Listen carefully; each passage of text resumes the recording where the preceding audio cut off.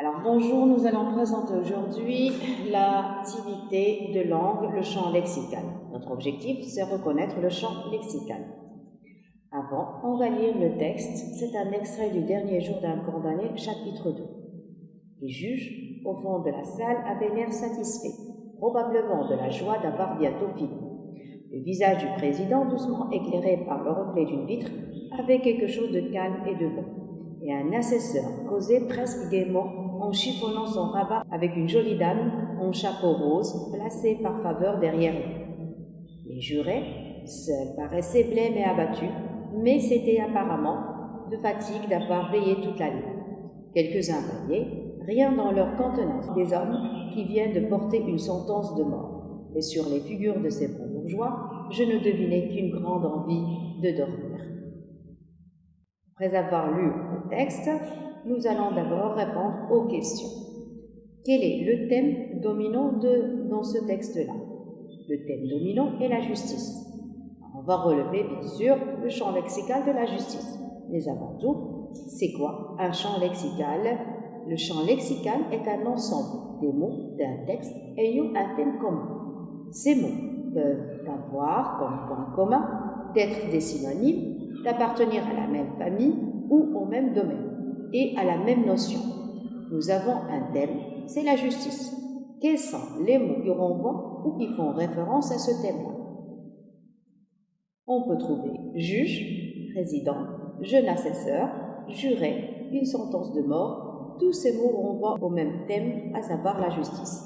Attention, les mots du champ lexical peuvent être des adjectifs qualificatifs, des verbes ou des noms. Des exemples pour approfondir. Le champ lexical de l'eau. On a le mot couler, c'est un verbe, liquide, rivière, fleuve, ce sont des noms, nager, c'est un verbe, canalisation, c'est un nom. Puis, on peut trouver par exemple le champ lexical de la mort. On peut trouver cadavre, défunt, funèbre, s'éteindre, tombeau, trépas. Finalement, on va faire un petit exercice d'approfondissement. On va lire le premier passage et ensemble, on va relever les mots appartenant au champ lexical de la lumière. La salle était claire, comme pour une noce. Les gais rayons du soleil traçaient çà et là la figure lumineuse des croisés, tantôt allongée sur le plancher, tantôt développée sur les tables, tantôt brisée à l'angle des murs, et de ces losanges éclatant aux fenêtres, chaque rayon découpé dans l'air un grand prisme de poussière d'or. Alors, regardons bien le texte et retrouvons tout ce qui renvoie au mot lumière. Alors, on va trouver clair, soleil, figure lumineuse, rayon, éclatant et poussière d'or. Tous ces mots n'ont qu'un seul thème, à savoir la lumière. Deuxième texte. J'étais encore au plus profond de ce profond sommeil lorsqu'on vint me réveiller. Cette fois, il ne suffit point de pas lourds et des soliers ferrés du guichetier, du cliquetis de son nœud de clé, de grincement rauque des verrous.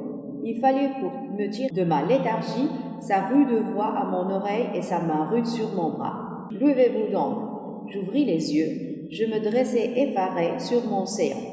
En ce moment, par l'étroite et haute fenêtre de ma cellule, je vis au plafond du corridor voisin ce ciel qu'il me fut donné d'entrevoir, ce reflet jaune où des yeux habitués aux ténèbres d'une prison savent si bien reconnaître le soleil. J'aime le soleil. Alors, nous ont demandé de relever le champ lexical de la prison. Donc, on va trouver les souliers ferrés du guichetier, les cliquetis de son nœud de clé, des verrous, ma cellule. Alors, vous voyez bien que tous ces mots, on les trouve uniquement dans le même thème, à savoir la prison. Mais pour aller plus loin, on peut trouver aussi le champ lexical du sommeil. On a sommeil, se réveiller à profond sommeil, se réveiller, je me redressais, etc., etc. Bien, merci à vous et à la prochaine.